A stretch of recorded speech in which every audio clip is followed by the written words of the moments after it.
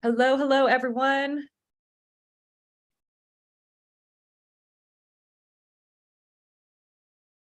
Hello, everyone. Welcome to Workshop Wednesday.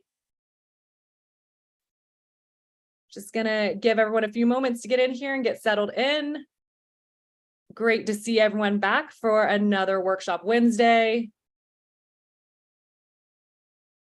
Thanks everyone so much for joining.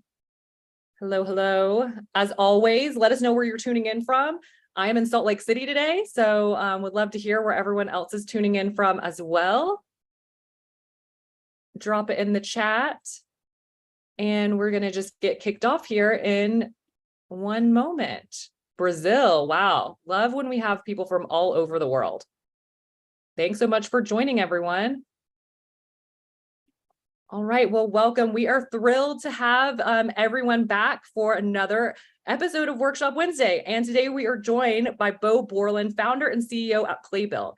Bo is going to be talking to us about how to align and execute enterprise B2B team selling motions, something that I know is on so many people's minds as they move up market. So really, really excited to hear his playbook, hear a little bit more about how he's built things over at Playbill, and all the lessons that he has to share with everyone. So as always, we're going to kick off with a couple quick fire questions to get us settled in. Then I'll pass it over to Bo and we will have plenty of time for questions. So please, everyone, make sure to drop your questions into the chat and I will be in touch with you if you want to come off camera and ask that question live to Bo when it comes time in the next 20 minutes or so, or if you would like for me to read it off. So we will go ahead and get kicked off with Bo though. And Bo, we'd love to hear a lot of founders in the room as always, but love to hear you kind of just tell us what you're working on day to day, what's keeping you busy currently over at Playbill. Hi, everyone. Thanks. Yeah, April, I was leading global teams at companies over the last decade. And about a year ago, I left to launch a company, Playbill. And that's been the focus for the last 12 months. We've got a team of folks from formerly from Salesforce and Mulesoft, and we're building a solution, learning founder-led sales, doing a little bit of everything.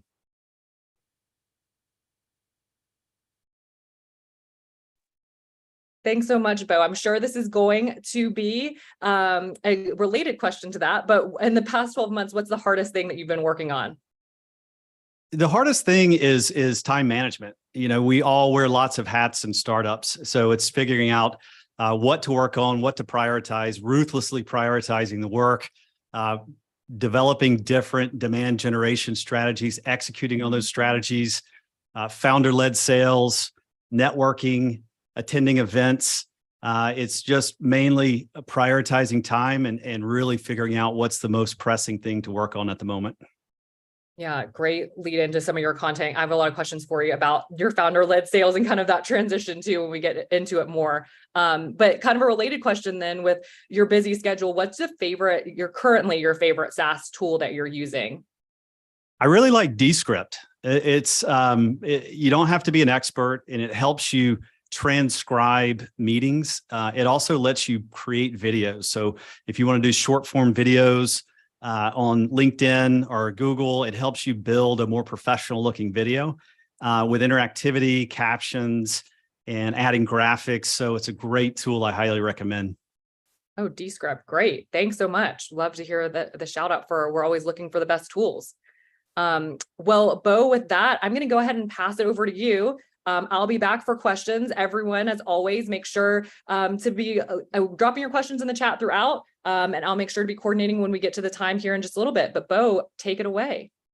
All right, thank you. I've already made the introduction, so we'll just jump right in. My goal in this session is to give you an approach for repeatable success at every stage of growth. And your company is in one of these four stages: finding product market fit, moving from SMB to enterprise or vice versa, achieving enterprise repeatability, and lastly, strategic expansion. And so over the last decade, leading global technical sales teams at Mulesoft and Salesforce and Pentaho, I've been fortunate to experience all four of these stages at 3 different companies.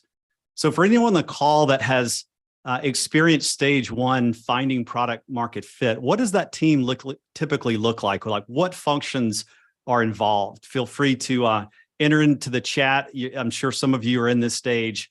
What does that team typically look like? And, you know, yes, you're typically going to have a marketing lead, a sales leader that's going to be the founder doing founder-led sales, and of course, you're going to have product engineering building the product. How about stage 2, when your company moves from SMB to selling enterprise deals?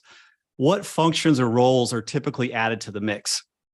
So here you're going to see some combination of pre-sales, also known as solution or sales engineering, or customer success and services, and a more robust or expanded RevOps function. So that's stage 2 when you're moving from SMB to enterprise, or maybe you've had success in enterprise and you're moving down market. And then how about stage 3? Stage 3 is when the company has codified success in the enterprise and you're investing in repeatable growth. And so here, a revenue enablement team is absolutely critical component for codifying success and using teaching methods to onboard and scale teams across your revenue functions.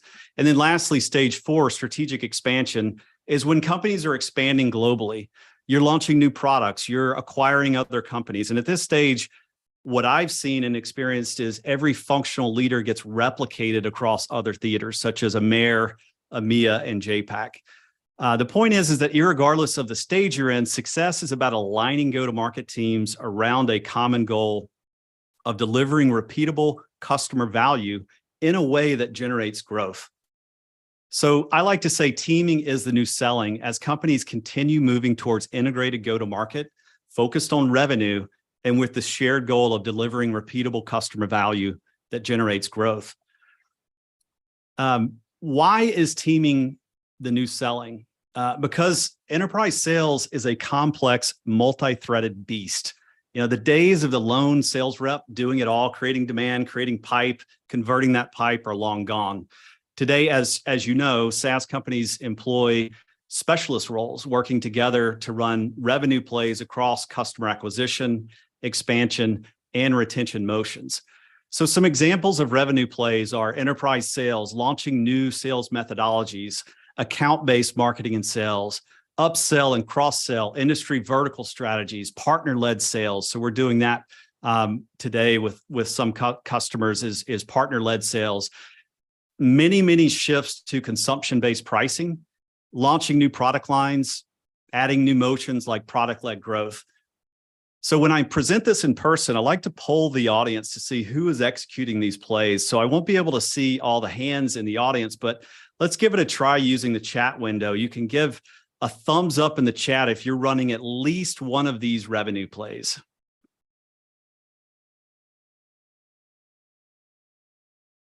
So I'm seeing some come in, a +1, a thumbs up, that's great, yes.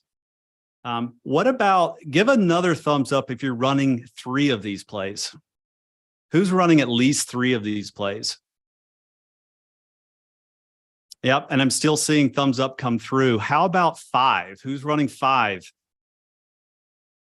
And more than 5. So I'm still seeing several yeses come through. As you can see, just among our group, B2B SaaS sales is multi-threaded. And as your company grows, it's going to become more multi-threaded. So let's drill down into the acquisition motion. Here's a simplified 3-stage view of acquiring new customers. Demand gen, as you know, is all about educating your target market on a problem to build trust and an interest in your brand and your solution. And then pipe gen focuses on attracting your target market with active buying intent into your pipeline. And then pipeline conversion is all of the solutioning and commercials involved to convert your pipeline into wins. Here's one problem.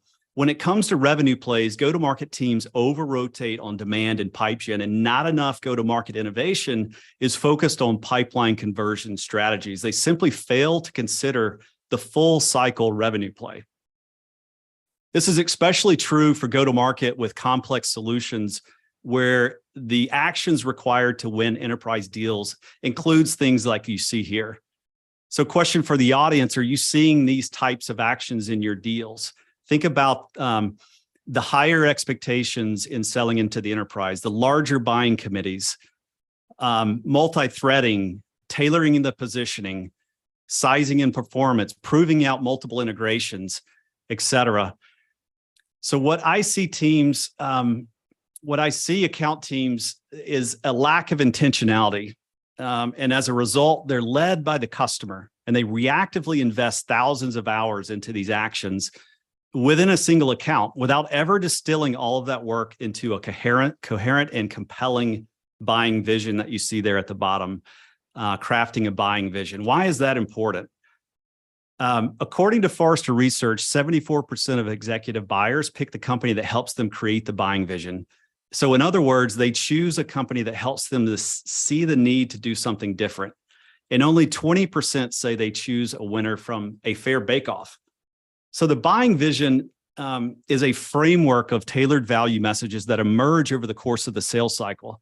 They're designed to go viral inside the customer's organization and drive uniqueness, not only uniqueness, but urgency into that conversation.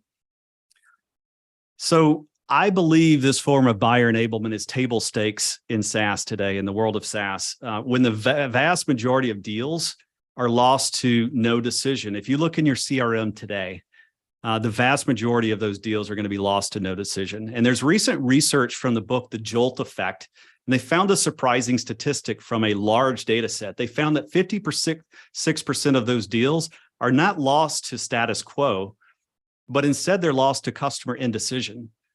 So buyers are not enabled and confident enough to pull the trigger on your solution. The decision risk is too high. So what can you do to change this? Okay, so we start with this 9-box periodic table that you see here.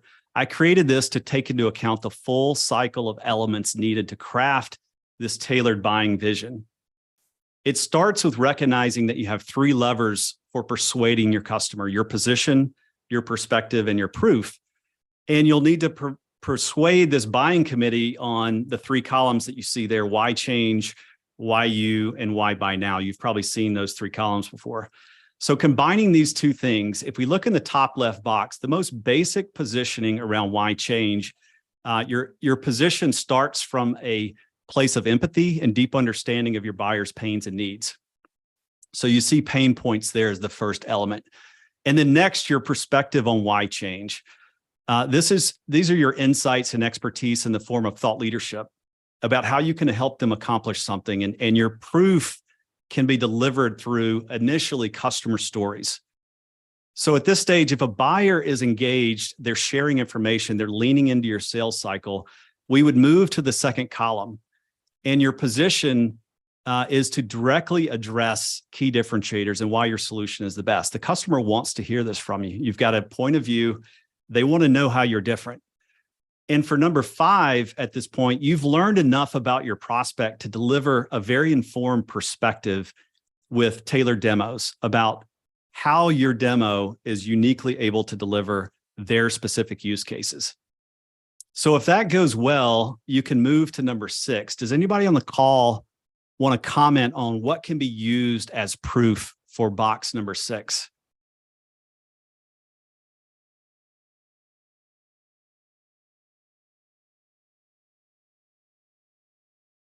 I think I've seen some things come through, some good suggestions, workshops. So that's one of the things that I see is workshops and pilots. Absolutely.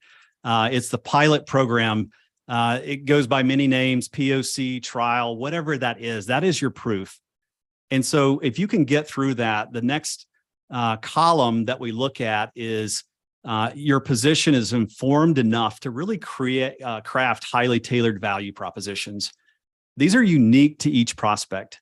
Obviously, they come from your value propositions, but you can phrase these in a way where they uniquely address your customers' their objectives, their use cases, their needs, and their pains. And your perspective includes relevant data. What do I mean by relevant data? So, for example, you might have data come from an ROI exercise, or the successful results of the pilot can be read out in presentation form to the decision-making committee. And so that's what we mean by relevant data, things like ROI results, pilot results. And to close out the 9-box, any form of special offer can be used to drive urgency into why now, why buy now. So in summary, these 9 elements come together. They come together to form your point of view, inform this buying vision, which will help you box out the competition and close more of those deals that previously would have been lost to customer indecision, that 56% that we see there in the chart. All right, so those elements can be placed within the context of the full funnel buyer's journey. The journey covers the three phases that you see here: discovery, evaluation, selection. And you can see that the buyer actions are plotted against the sales cycle duration on the x-axis, which could be anywhere from 6 to 18 months for different enterprise buying cycles. And then time and complexity, the amount of time and investment from the vendor and the customer on the y-axis. As we overlay the 9 box on the buyer's journey, it's important to recognize that the most intense and focused customer engagement occurs during the evaluation stage. This is actually where the real magic happens. It's through these critical selling actions that these multiple aha moments are created. So think of aha moments as inflection points. They determine whether the deal is won or lost. And aha moments are when, I like to think of it as when the buyer's emotions are triggered, their eyes dilate, and they start to envision a better future with your solution. So these aha moments are clearly turning points when the prospect morphs from a skeptical buyer to a vendor co-conspirator helping you to win over the buying committee. Yet it's really common. I see go-to-market teams launch new products into the market without considering the full cycle revenue play for engineering these critical aha moments.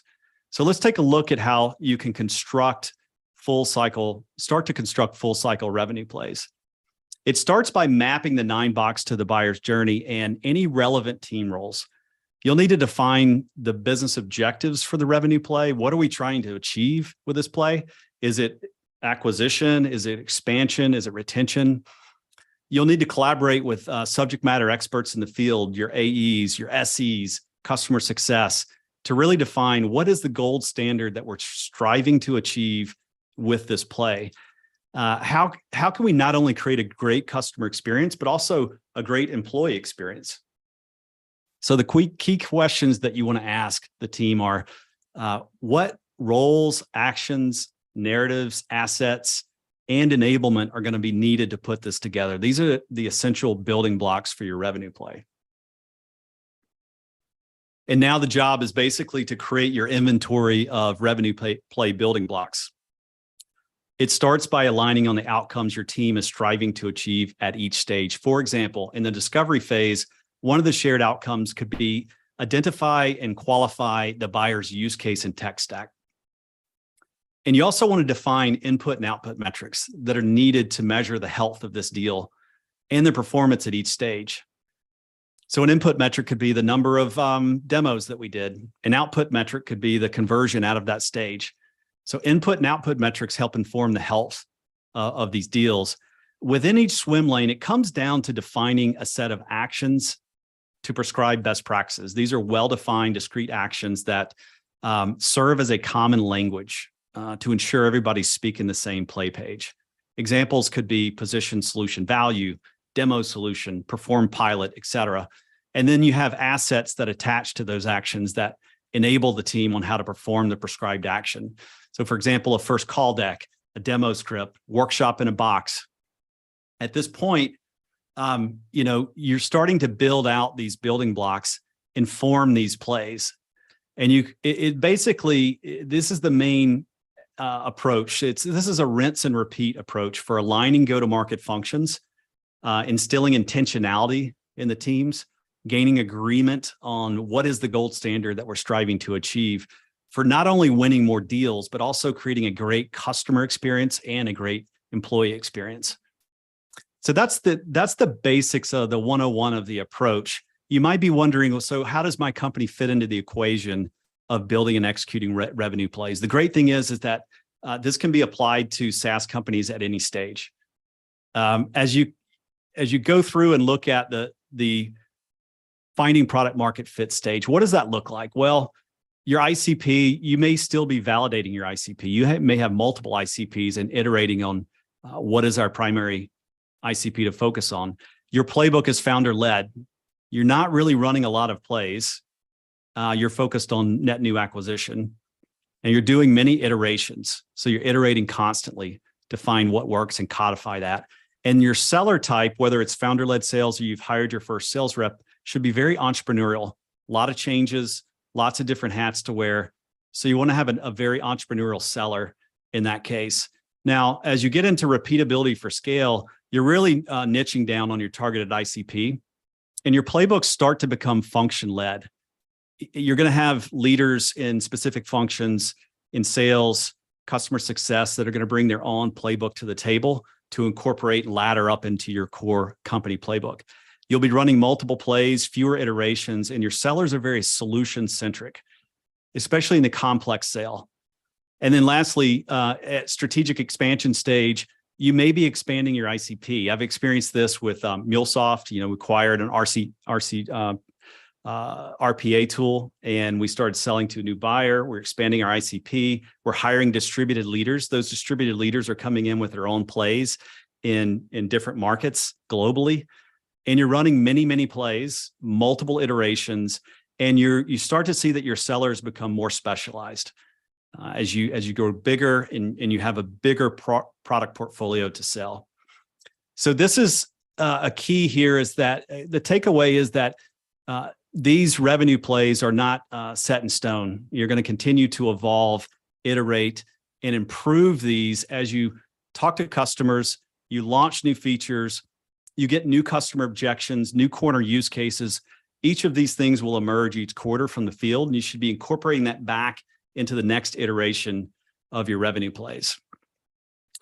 So some key takeaways here. Let's do a quick recap of what we've covered, and then I'll open it up for questions.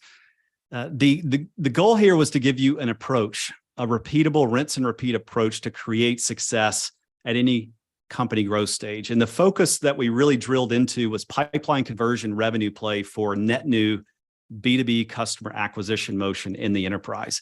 And that approach starts with teaming mindset around a common goal, using the 9-box to create aha moments and use that as a rubric to craft your buying vision, mapping that 9-box to your buyer journey and your team roles, translating that into a set of building blocks, and then using those building blocks to assemble your revenue plays. And then lastly, build and manage revenue plays like agile software. I like to say the effectiveness of your revenue play is proportional to the number of meaningful iterations.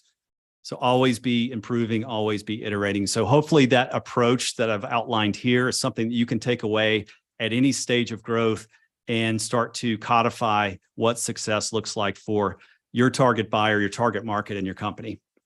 All right, April, I'll stop there and we can take some questions. Yeah, thanks so much, Bo. Yeah, already getting a few questions. We have a couple from LinkedIn too. But first up, Ryan, sounds like you have a question. So I will let Ryan jump in and ask it live. Hi, thanks, April or Taylor.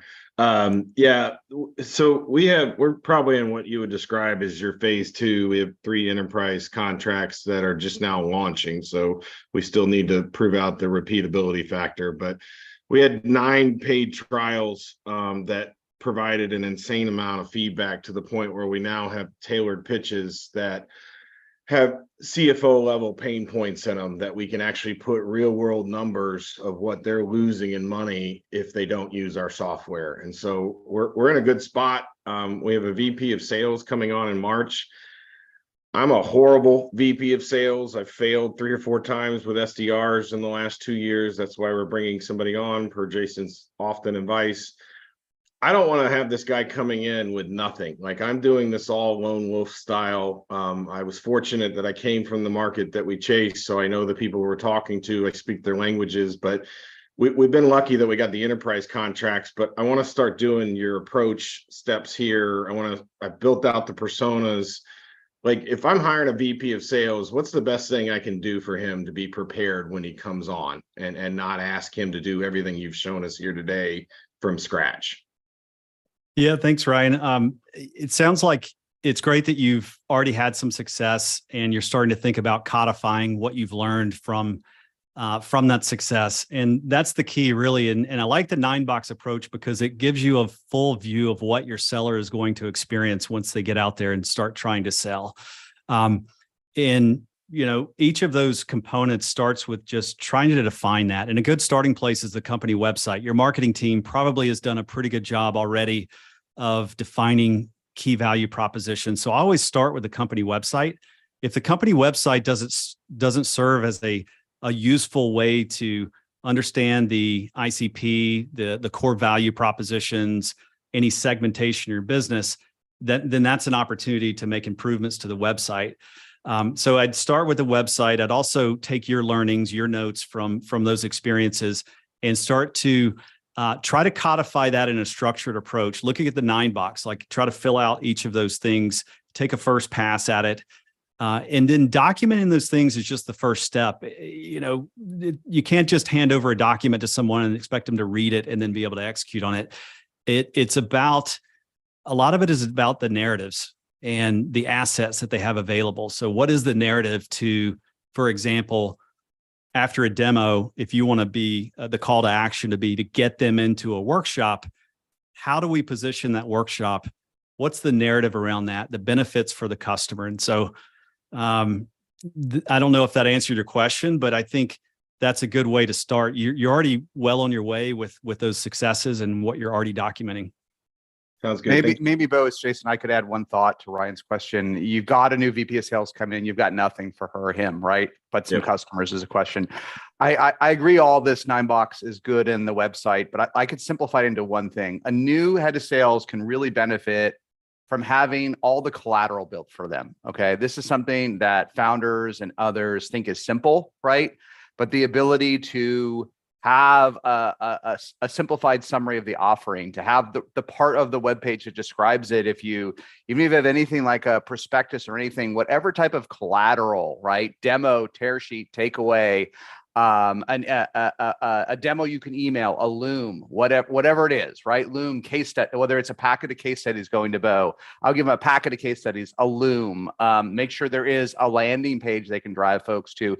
Even better, do a weekly webinar for them every week that they can drive prospects to, so you can give them automated air cover. It's just anything you can think of that you think you can just tell people because you know how your product works. I find the new head of sales just struggles with anything in the area of collateral, right? So if you do nothing else, arm them with those tools so they don't have to sit there scrambling to try to do the first deck. Give them the first deck, right? Make sure they have a sales deck they're comfortable with, and then sit down with her or him and iterate the deck so that they like the deck you do and you can incorporate the way they sell. And so now they've got a deck, right? And now they've got a tear sheet with case studies, and now they've got a Loom, and now they've got a webinar, like just check, so that they're not scrambling to do something. Salespeople typically, marketers are better at this stuff, but salespeople are, I give them a C- in terms, but the problem is they'll go out and do it. Like they'll build the world's worst deck with the worst graphics, and the fonts will spill out over the side of the screen, and they'll try to do the case studies, but they'll be littered with typos, and they'll sort of understand the market, but they won't, so if you just arm them with the basics, then they can like build on top of it. Perfect. Yeah, and think about those assets in terms of internal assets and external assets. So you can bifurcate based on internal or external. And internal is the sheets they're going to use, the competitive battle card, for example, internally, but the external assets are going to be things that they actually share or show to the customer. Yeah, I mean, we spent 2 years building this master site that design engineers were supposed to use, and where we've landed is this custom OEM product that we bring in and build from scratch with a template. And so everything that's on the website, they couldn't send. We don't even use the website today as a marketing tool. We are literally direct sales, pitch decks, and the pitch decks are completely dialed in. The website would be where we're actually lacking because none of our clients find us on our website. So that's thank you. All that's good. Appreciate it. Hey, Bo, you want to turn your screen share off too, just so you can see a few more faces as well. A lot of questions we're getting in the chat. People would love to hear some more specific examples of kind of specifically on your slide 10, where you go through your continuous revenue play iteration improvement. Like, how do you define good in each of those stages? Yeah, let me see here. So how do you define good? Well, I mean, a lot of that comes from your best sellers. What are they doing? Capturing those feedback loops from the field. What are they doing? What techniques are they doing that is really good in discovery? Start with discovery how are those meetings going? What are those conversations like? And then as you move to the next step, what does great solutioning look like? What does it mean to show up to this meeting and have the customer leave the meeting fired up to go to the next step? So look at the conversions by different stages and talk to your SCs, talk to your sales folks that are having success, and work to codify those techniques into the first version of your play and then iterate over it. So that's what I've seen. When I was with Mulesoft, I was leading a team of 525 sellers, so a very technical platform. SEs were doing a lot of the selling from beginning to end, and everybody was doing something similar but different in different geographies. And so just getting out there and understanding, finding those patterns, and then consolidating everybody on a common language is a huge benefit. If you consolidate everybody on a common set of actions, a common set of assets, a common language, everyone starts speaking the same language. You can communicate better and faster. Your metrics are going to aggregate up to the right level of input and output metrics because you've standardized on a common set of actions. And there's a huge benefit into just consolidating the slight variations of what people are doing into your gold standard. It's basically your happy path, right? We all know sales cycles are nonlinear. And what we're trying to do is create a success framework that people strive for, while recognizing that we need to allow for creativity in the sales cycle. We're not blindly following a process. What we're doing is we're laying down the groundwork for what great looks like, and then recognizing that you're going to need flexibility and variability in different geographies. How you sell to a bank in London is going to be different than how you sell to the US government.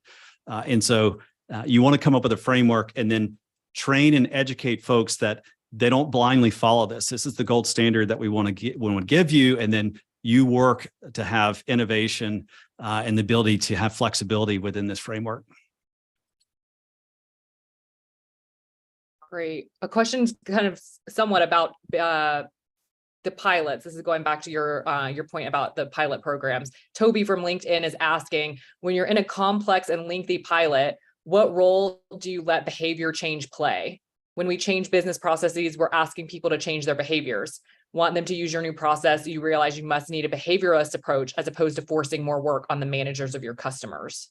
Yeah, that's a great question. So I'll go back to my Mulesoft experience. Mulesoft was very much a challenger sell. We were convincing IT departments to move away from point-to-point integration, brittle point-to-point integration, inflexible, traditional ETL, and move to API-led. So that was an architectural reframe. And if you find yourself in a POC where the customer is just now learning that they're going to have to do a major change in behavior and how they approach things in the POC, then you probably shouldn't have been doing that POC. You've got to set that expectation from the very beginning. And that, a challenger approach works really well. You have a unique insight into how something should be done. You need to change the behavior of how IT delivers projects in a more agile way. So if you're not setting the stage with that from the very beginning, from the first call deck, to share that new insight, to share this new approach, by the time you get to the POC and they see how hard and how much it's going to have to change, it's going to fail every time. So it really, I go back to the full funnel revenue play. And this is where go-to-market teams fail a lot of times, is they don't consider the full funnel. They don't consider the POC. How are we going to instrument the POC plan in a way that's going to let us set landmines for our approach and our competition on this big behavioral change? If we haven't set those expectations early, we're setting ourselves up to fail in the POC. So I go back to thinking across the full funnel of what is your approach? Is it challenger? Are you asking customers to change the way they do things today? Everybody in the company needs to be speaking that language. So we had every employee that got hired, not just salespeople, had to go through certification for the architecture reframe. It didn't matter if you were in accounting, marketing, sales, you had to learn how to reframe the customer from point-to-point integration to API-led integration. That's not an easy certification, but every new employee had to do it. And I would suggest making sure that you've got that built into the full funnel versus just at the POC level. Did that answer it, or do you want to add something to that? I think that answered it. That was a question from someone tuning in on LinkedIn. So they're not live with us in the room, but I think that covered the question. So thanks so much, Bo. We have Holly with us here in the room, and she has a question following up on that POC point. Thanks, Bo. I really appreciate it. Curious for POC, do we pay for the POC? Should prospects pay for the POC, the implementation, or should they pay for, let's say, a full year of the revenue over the out clause if the POC doesn't work out? I haven't had success having customers pay for the POC unless we've scoped it to a level where it requires services to get involved. So what I mean by that is you typically want to scope the POC for something that your existing team, like your sales engineer, can deliver in a feasible time frame that will support your LTV to CAC ratio. So your customer acquisition costs, you've got to factor in that. Now, a lot of pre-sales teams where they'll execute a 4-week, 6-week POC. The AE will push them to just do whatever it takes, and that can get really expensive. So what I like to do is scope a free pilot, assuming you've got the resources to support that pilot. That might mean 2-day pilot, a 3-day pilot, maybe a 5-day pilot. Anything beyond 5 days that takes your team to prove out use cases, you get into paid territory. And you can give the customer options. They like to have options. You could say, hey, we can prove your use cases in a 5-day POC for free. However, when we looked at your requirements document, you had a lot of redundant use cases in there. You're asking us to do this. You're asking us to do performance testing. And based on the resources that we're going to need to execute that, it's going to be 2 to 3 weeks. And so we're going to ask that you put some skin in the game. We'll fund the first week and you pitch in on week 2 and 3. That's a good way to give the customer the option as to which choice they want to take, the free route or the more extended services route. Awesome. Thank you. Thanks, everyone. Bo, I have a question for you. Obviously, a very different world coming from Mulesoft and Salesforce. So just curious, what does the go-to-market team look like right now at Playbill? So we've got myself, Mega Leary is on the call. She's our head of growth and is very much founder-led sales.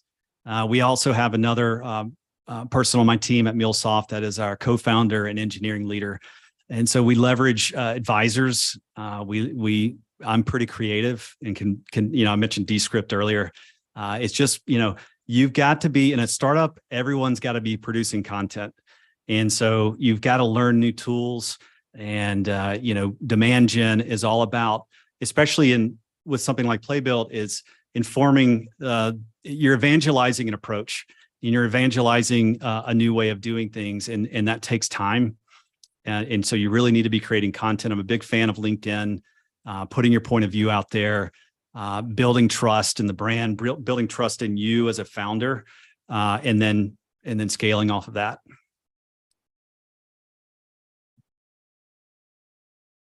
Great. Would love, and again, a lot of founders in the room. So would love to hear kind of how do you split your time across all these different go-to-market and all the different elements that you outlined at the beginning, right? Of all those different sales motions. How are you kind of splitting your time across on a day-to-day? I spend a large amount of time creating that thought leadership. So very early on, we were building product and creating thought leadership and starting to form our point of view.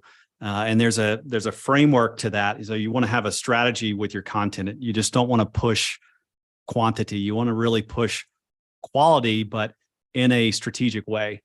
And so I've spent a lot of time early on building that foundation of thought leadership as the product was being built. And we weren't ready for the product yet to really push the product. So now that we're getting the product there, we're shifting from thought leadership content to more direct outbound sales and continuing to push content, but maybe not as big a pieces. So fewer large LinkedIn articles, but more short form pieces from that. So I spend, I'd say about half my time in still content generation, and then the other half in customer meetings and founder-led sales. Great. We still have a few more minutes with Bo. Any other questions here? Feel free to drop them in. Bo, I think a few people were asking for some more specific examples that you may have of kind of walking through the framework. If you maybe want to use a Mulesoft example to dive a little bit deeper into some of those points.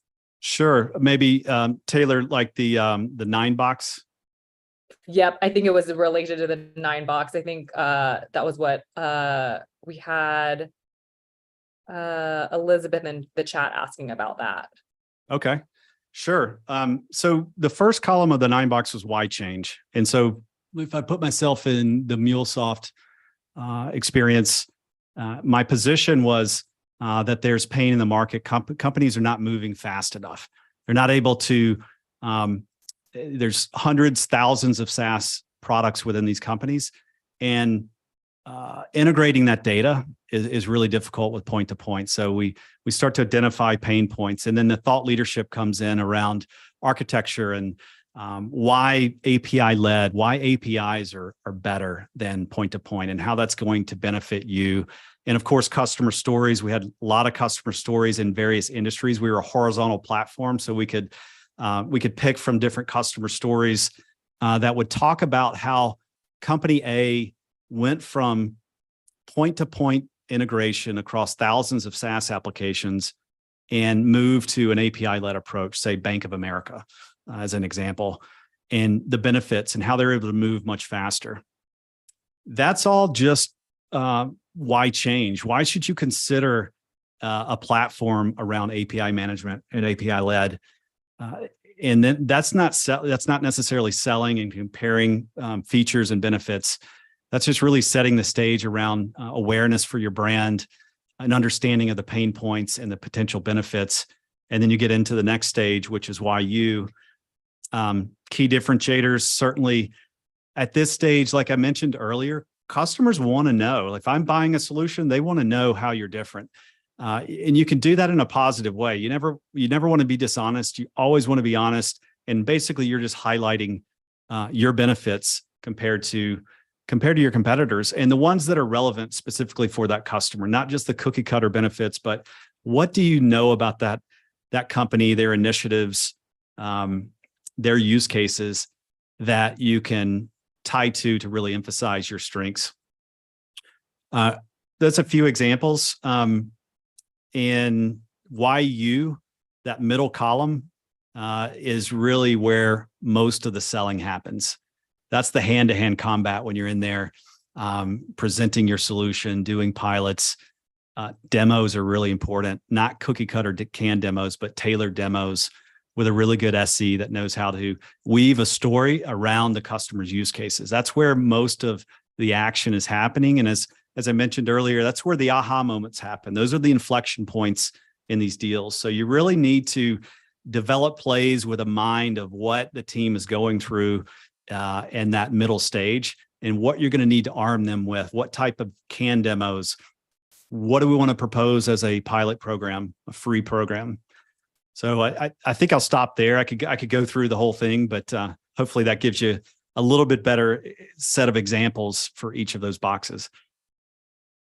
Thanks, Bo. Massimo, it looks like you have one more question to probably close us out. Hey, thanks, Taylor. Sure, Bose, I'd love to hear your point of view or your suggestions in terms of removing obstacles in a bottom-up sales approach. So when the product is really product-led, right, you go in with a large amount of signups at the bottom of the organization, and then you're trying to go up the ladder and try to sign a bigger deal. In your experience, what works best to remove those obstacles? I'll just think off the top of my head, if I go back to understanding the different personas and who's using this and why are they using it. And then your goal is to build a bridge from where they are today to a larger team account, a larger paid account. So it's really focusing on why, understanding that person, how it's helping them, what are they getting out of that solution. So potentially even interviewing some of these users. Why did they come to your? How did they come to your product? What are they using it for? Are you finding patterns in different use cases and different personas, or is it just completely random? And what you'll find there is if you can find certain patterns, you can start to emphasize those use cases and build that bridge. So the building of the bridge from an individual user getting benefits to a team account, for me, it's all about talking about those use cases and how, go back to the customer stories. Why did customer A go from an individual user to a team account, and what benefits did they get from it? And then doing targeted outreach to those users at the appropriate times. That's one thing that comes to mind. I can't think of anything else right now, but hopefully that's helpful. I always fall back to, if you're innovating on strategies and trying to figure out what's going to move the needle, always talk to your customers. So try to get in front of those customers, talk to them and really understand them. And that helps inform your strategy for how you're going to get them from, that individual account to a more expanded enterprise deal. I don't know if we still have a minute, but I was referring more to like the fear of, oh my gosh, if legal is going to hear about this, they're going to shut this down, right? Or the security team, like all of those obstacles that create a sort of a fact, like don't let anybody know about this. Okay, so you're saying that you're worried that if you've got a user today, and then if you engage them in a cycle, that their legal team might get wind of it and start to shut it down. Right. We have customers where there's hundreds of individual users or small teams, and they're trying to not let anybody else higher up know because they're fear of, okay, they're going to shut this down. And are these paid users or free users, or both? Combo of both. Yeah. Okay. Anything that's always made me nervous or scared in a sales cycle, let's say security reviews. You don't want security to get wind of this or them to get involved in the sales cycle, because they're going to put you through the ringer, and you're going to have to get all these certifications. I've always favored taking those challenges or those fears head on. So how could you address that? It's going to happen. Eventually they're going to find out. So how could you proactively position that as a benefit to your company, your solution, versus, something that's going to slow it down? So for example, one thing that we did before was we knew that we were going through more extensive SOC compliance reviews, and CISOs were getting involved in sales cycles. So we just flipped it. Instead of avoiding the discussion, and when you avoid it, it would always show up late in the sales cycle. So they'd end up at the contract stage and kill the deal. But if we proactively addressed it early on, we took it head on, and we said, we're not scared of this, and we're going to address this. And here's how we address security.